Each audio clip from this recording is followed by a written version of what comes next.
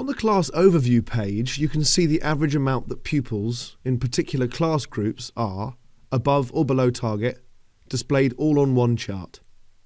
It's useful for department leaders to keep tabs on the progress of their sets and identify who might need support. By default, the chart will be showing all RAGs for all pupils, so make sure you've filtered to just the pupils and assessments you want to view. For more information about filtering, view the filtering video in this YouTube channel. One way to be sure that you're viewing the right pupils and assessments is by looking at the list of pupils to the right-hand side of this page. In this panel, we can see a breakdown of pupils' contributions to the class average and whether they are above or below target. For form teachers, this is a good way of seeing your tutees across all their subjects, but it's also useful for identifying which pupils to intervene with at a departmental level for department leads.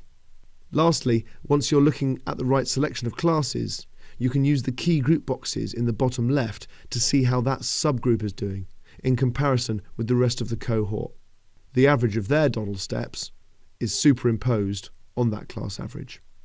For example, here we are selecting pupil premium pupils, and the thinner bars represent them superimposed on their class's average.